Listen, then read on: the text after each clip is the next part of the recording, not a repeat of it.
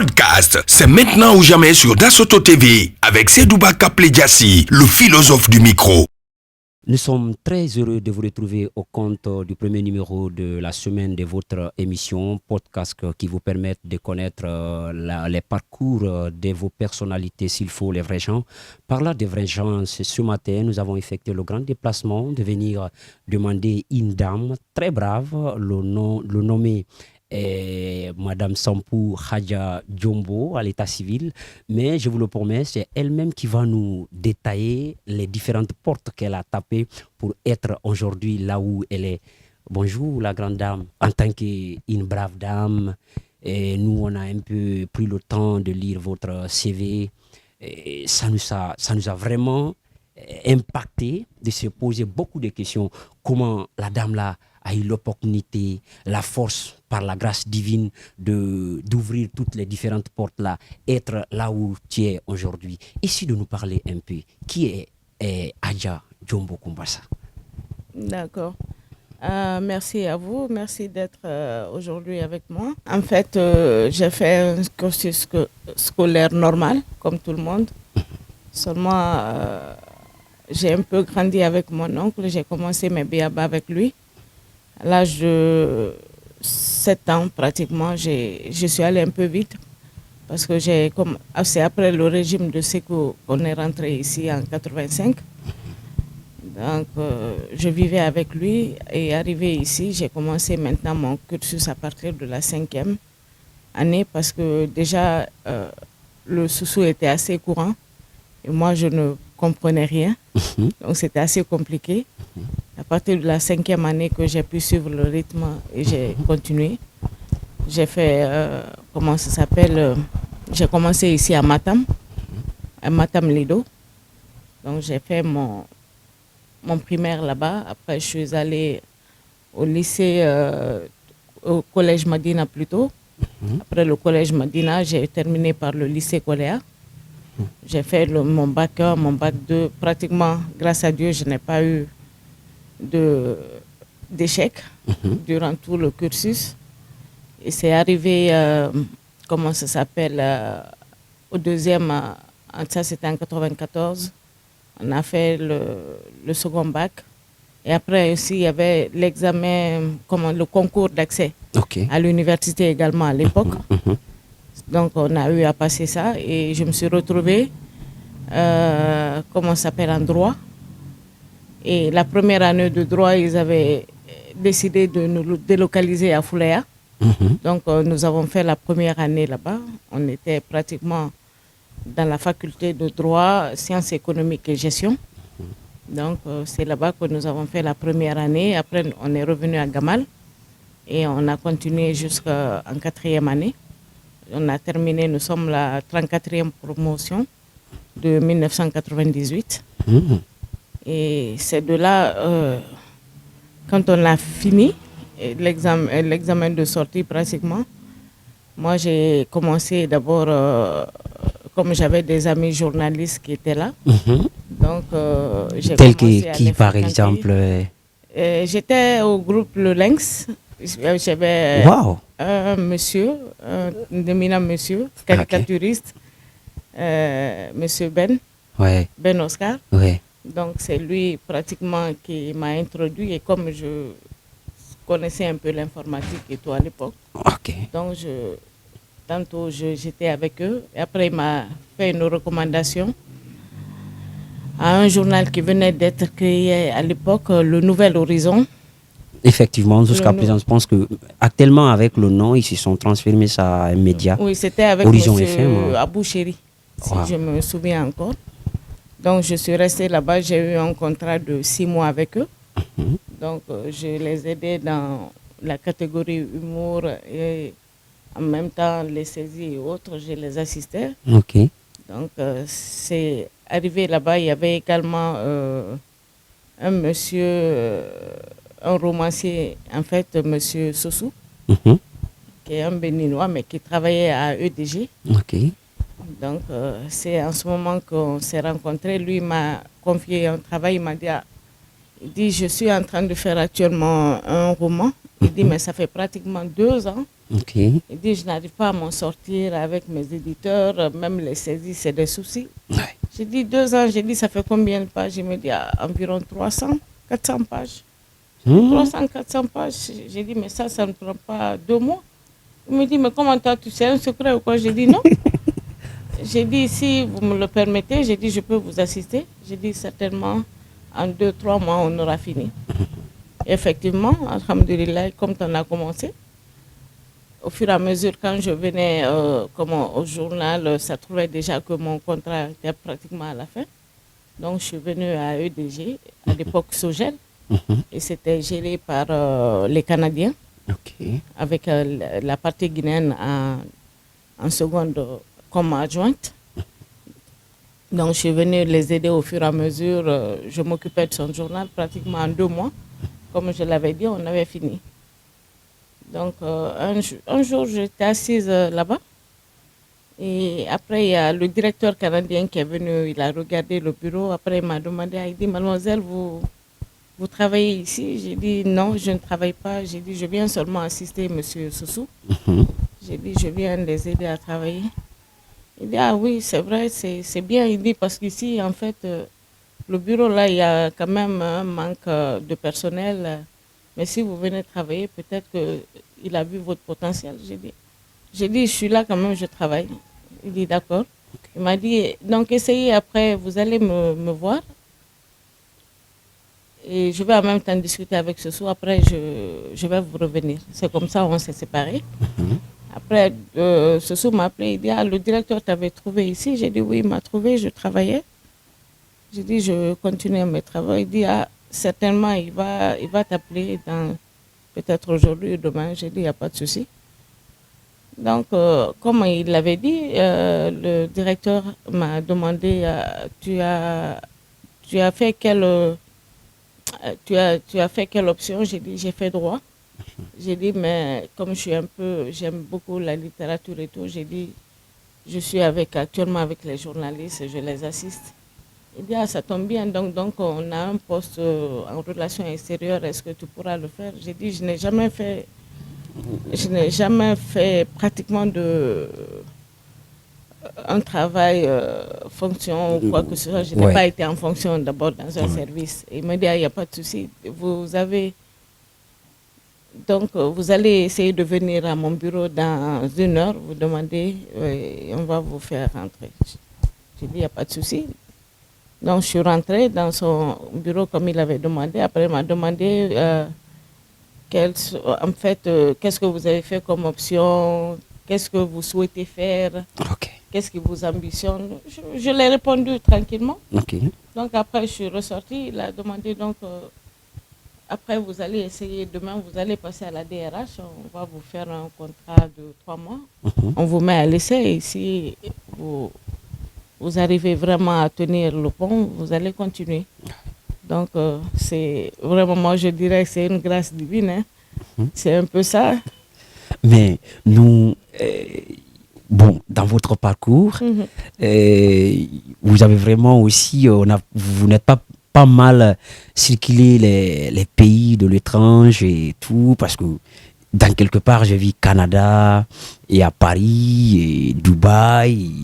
C'est vraiment beaucoup. Dites-nous comment vous avez eu l'accès là aussi, d'être toucher un peu des boulots dans les différents pays là. Pour ça, comme tout le monde, j'ai commencé un peu au bas niveau. Hein, parce que j'ai commencé à une classe pratiquement je devais être à une classe de cadre, mais j'ai commencé par le bas niveau à la classe 10. Donc après tous ces cursus, j'ai fait plusieurs directions de EDG. J'ai commencé d'abord par la direction générale, où j'ai été même l'assistant du directeur général à une époque. Et après, quand j'ai quitté ce niveau, je suis allée à la direction commerciale. Là aussi, j'ai assumé le poste de responsable commercial de la première agence qu'on avait créée à Kaloum à l'époque. Et après cela, je suis revenue encore dans un projet de pose compteur, sur lequel j'ai débuté. Et par après, je suis allée aux villes de l'intérieur. J'étais responsable administrative là-bas.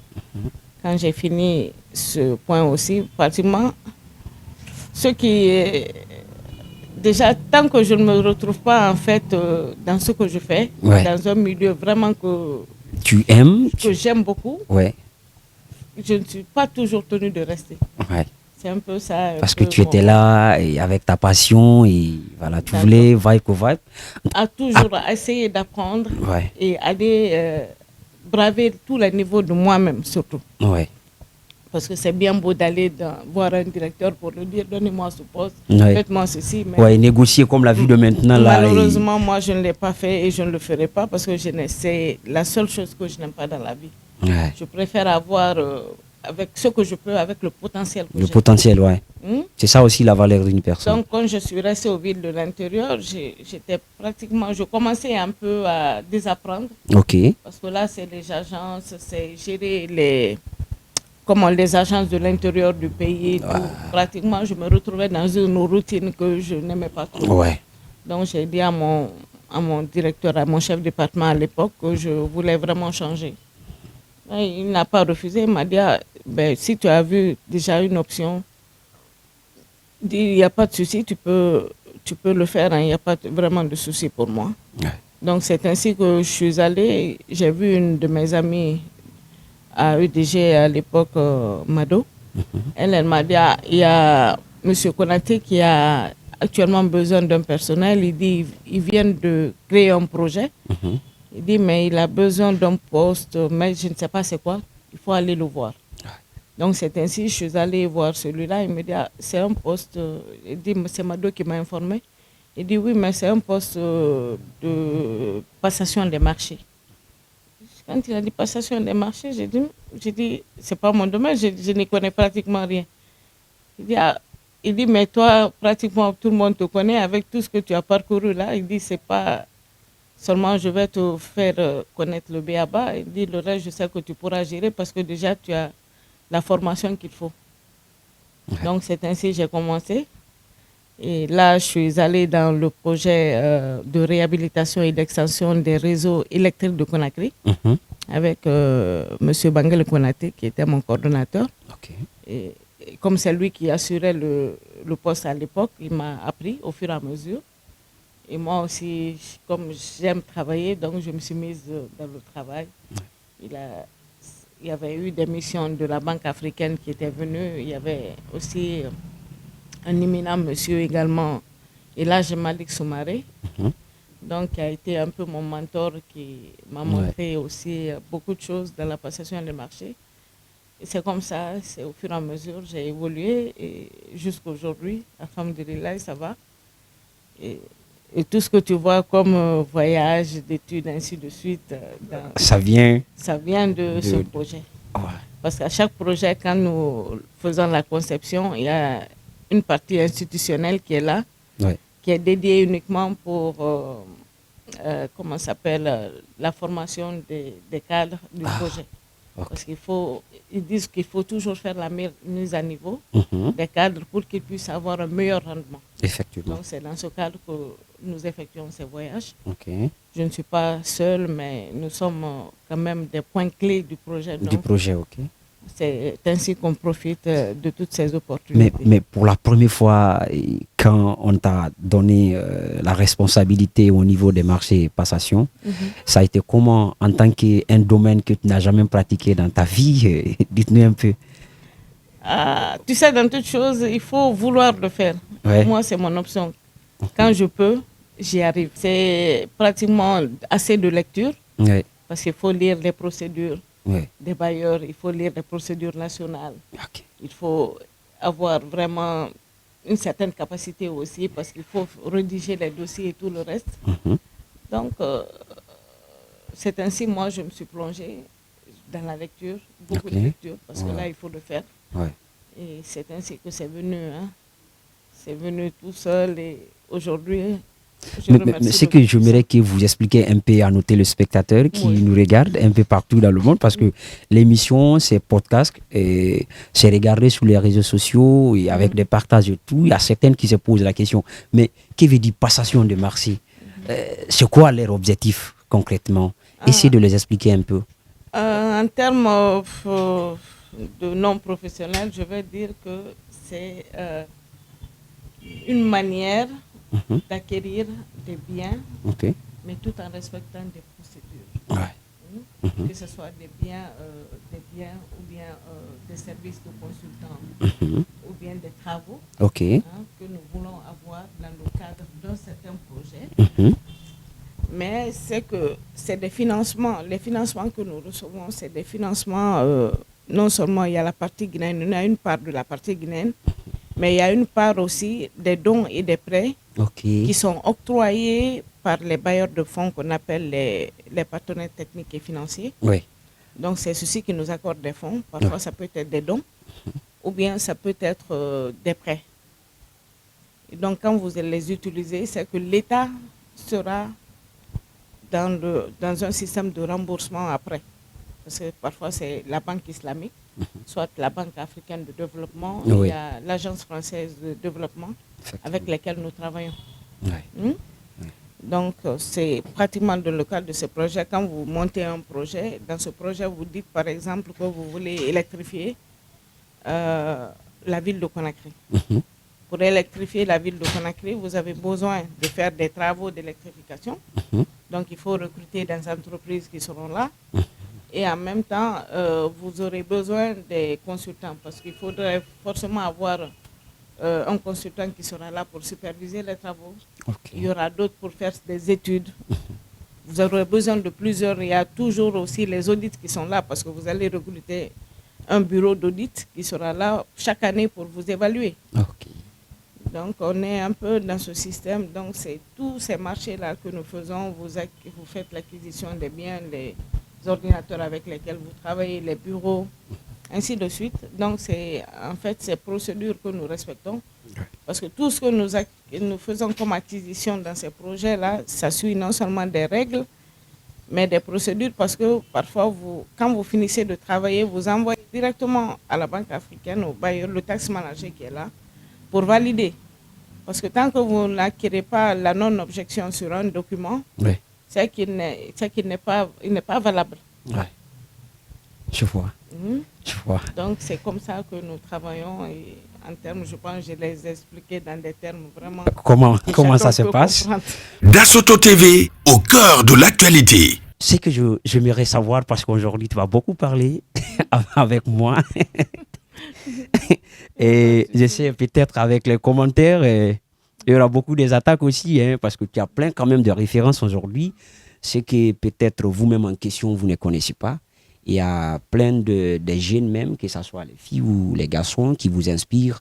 Parce que je me souviens quand j'ai fait une sélection pour la première fois pour vous, et les gens me demandaient beaucoup, mais qui est Adja et tout ça. Et quand je parlais un peu de vous, les gens me disent, mais c'est une brave femme ça. Vous voyez, mais aujourd'hui, dites-nous, sur les réalités de la nouvelle génération, plus particulièrement c'est les femmes, qui abandonnent les études ou les métiers, faire de n'importe quoi, étant une maman, étant une personnalité, quel message il faut lancer à l'endroit de ces jeunes filles aujourd'hui? Parce qu'on a vu aujourd'hui les jeunes filles, la majorité, les 90%, c'est pas facile. Personne n'est au droit de planification, personne ne se bat comme ça se doit. Ils sont juste, ils sont en train de se nourrir derrière le dos des hommes. Quel message il faut lancer à l'endroit de ces jeunes filles? Ce que je pourrais dire, tu sais, la vie là, c'est pas facile. Mais il faut surtout avoir beaucoup de courage. Pour pouvoir refuser certaines choses, il faut avoir beaucoup de courage. Et généralement, on se laisse influencer, se laisser aller par certaines choses. C'est ce qui corrompt souvent beaucoup de jeunes filles. Mais il faut qu'elles savent, surtout parce que moi-même, personnellement, tu l'as vu peut-être dans la maison, j'ai assez de filles qui grandissent ici avec moi. Donc, j'essaie de les encadrer de mon mieux. Et surtout ça. Mais il ne faut pas oublier que le facteur extérieur, là aussi, est très, très dominant dans leur vie. C'est ça. Parce qu'aujourd'hui, on est même à la une d'actualité. au niveau de notre ministre chargé des Affaires étrangères aujourd'hui. Et certaines même l'insultent à propos de ça. Aujourd'hui, les jeunes abandonnent tout chez nous ici pour partir à l'extérieur. Parce qu'ils pensent que la belle vie, la meilleure vie, c'est à l'extérieur. Là-bas, on ne travaille pas comme il faut. Dès que tu rentres, tu es devenu riche. C'est ce que beaucoup de Guinéens pensent. Wow. Vous qui avez vécu les réalités, qu'est-ce que vous pouvez leur dire? Tu sais, parfois, nous qui sortons là, on dit que peut-être nous, on est très mal placés pour conseiller. Mais je pense qu'on est les mieux placés pour conseiller. Effectivement, parce que vous avez vécu les réalités et Moi, vous je connaissez comment l'encourage. ça se passe. Mes enfants qui sont là, je n'encourage personne à aller en aventure. Parce que l'aventure, c'est un autre cadre de vie. Tu es à la merci de tout le monde. Les hommes, ça va un peu, à une certaine mesure, ça va un peu. Mais une jeune fille, vraiment, c'est la catastrophe. Parce que tu seras obligé de tout faire. Ouais. Là-bas, n'oublie pas, la première des choses, c'est les conditions climatiques. On n'a pas les mêmes conditions climatiques. Ouais. Ici, pratiquement, tu as la pluie, après, tu as la chaleur, c'est tout. Mais quand tu es sous le froid, sous la neige, moi, j'ai vécu le calvaire quand je venais décrocher de mon petit garçon. Parce que tu es seul, tu n'as personne pour t'aider. Tu ne verras pas quelqu'un qui te donnera un centime. Non. Il n'y a pas ces personnes-là. Et ce qu'on oublie, c'est qu'on vit bien chez nous. Moi, quand je sors, je fais un mois déjà, c'est largement suffisant pour moi. Parce que je suis toujours pressée de rentrer chez moi. La vie qu'on a ici, c'est peut-être toutes les conditions qui ne sont pas réunies d'abord pour la jeunesse. Et là, au niveau de l'administration, je pense que ça commence à aller au fur et à mesure. Ouais. Mais il reste beaucoup de choses à faire pour maintenir la jeunesse sur place. Surtout Parce qu'il ça. faut créer de l'emploi, beaucoup Surtout d'emplois ça. à créer. Surtout ça. En Europe, ils ne vivent pas, moi je dis qu'ils ne vivent pas mieux que nous. La seule chose qu'ils ont, les opportunités, c'est d'avoir peut-être, d'être soignés à temps, Ouais. de manger ce qu'ils veulent et de dormir peut-être plus aisément, c'est tout. Mais la facilité que nous avons ici, il n'y a ça nulle part.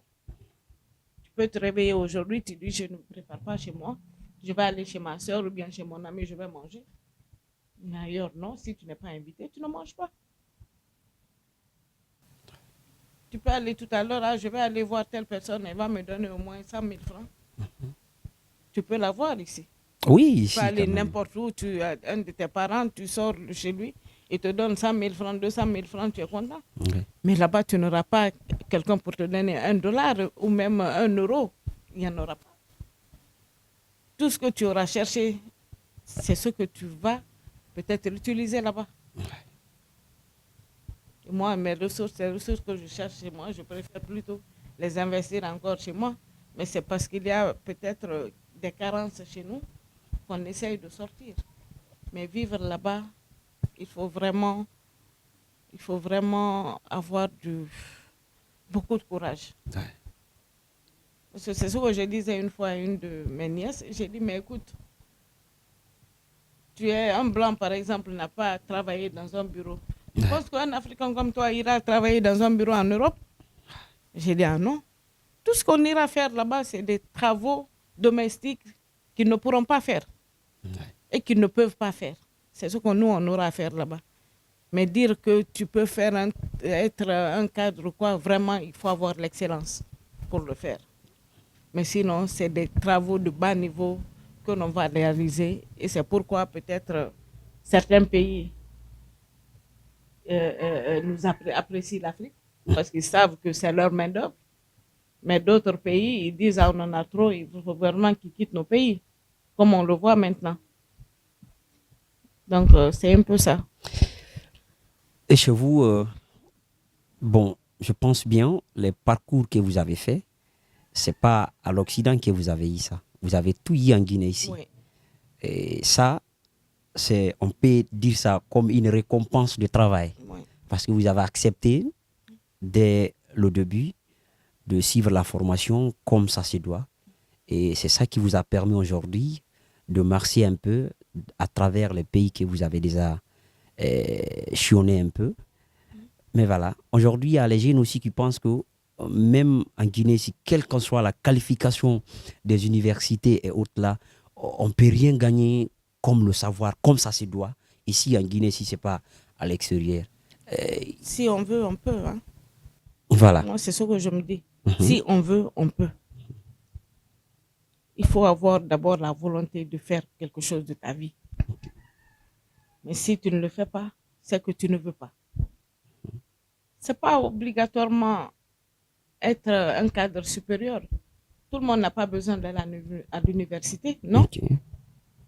Mais une fois que tu as, peut-être, tu as ton brevet, tu as ton bac, il faut qu'on ait l'opportunité de se professionnaliser. Ouais. Tout ce que tu peux faire dans la vie, il faut faire le meilleur de toi-même. Même quand tu veux faire ton commerce, il faut savoir comment accueillir les gens, comment les respecter. Ouais, comment Mais les parler. si tu vois d'abord la petite différence. Tu peux acheter quelque chose, tu sors de l'argent avec quelqu'un, il peut te balancer ton argent même sur ton visage. Et même un petit, tu es ailleurs, tu achètes quoi que ce soit. C'est comme si tu avais acheté peut-être toute la boutique.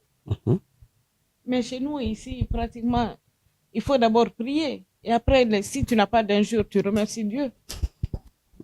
Ah oui. Le service à la clientèle, l'accueil et tout ce qui s'ensuit, il faut qu'on se le forge. Et même les jeunes filles, comme on le dit, tu n'es pas obligé d'aller dans un bureau ou quoi que ce soit. Si c'est un métier que tu apprends, tu fais de la restauration, tu fais de la coiffure ou quoi que ce soit, mais sache comment dorloter, accueillir ta clientèle. Effectivement. Et ça, c'est un grand problème hein, chez nous les Guinéens. Oui, mais c'est un minimum. Ouais.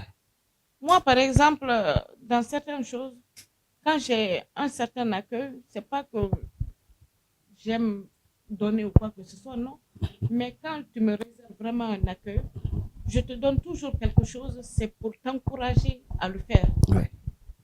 Parce que par exemple, tu m'accueilles d'une façon et tout, dans un lieu, dans un hôpital, dans un marché, dans une boutique, je te laisse des pourboires, tout ça là. C'est pour t'encourager à faire la même chose. Parce que si tu le fais encore pour une autre personne, la personne aussi va réagir comme je l'ai fait. Donc c'est un peu moi, ça Mais vous avez joué le rôle de commerce ici en Guinée, même à l'extérieur, mais comment ça se passe? Parce que vous avez touché un point très particulier, hein, un point qui est très important. Parce que moi, j'ai vécu des situations pareilles, même les femmes vendeuses de Avaria, leur manière de parler à quelqu'un, et tout ça, ça n'encourage pas certains clients, surtout un client professionnel, qui maîtrise un peu ce qu'on appelle peut-être la communication commerciale et tout. Et dites-nous, vous qui avez un peu vécu ici et à l'étranger, comment ça se passe à l'étranger et ici? Quelle différence qui existe au niveau de commerce? Je te l'ai dit, okay. C'est toujours cet accueil. Moi, j'ai été, comme je te l'ai dit un peu plus tôt, j'ai été responsable commercial d'une agence au niveau de EDG actuellement. Mais c'est pas facile. Tu sais, il faut que quand on recrute pour un emploi, quel que soit le service que tu veux demander, il faut essayer de former la personne avant de la mettre à un certain poste. Parce que si la personne n'est pas formée, elle ne pourra pas faire un service de qualité. C'est impossible. Okay. Donc la formation est toujours nécessaire dans tous les points, que ce soit même les femmes vendeuses qui sont là-bas à Avaria, comme tu l'as dit, ou quoi que ce soit.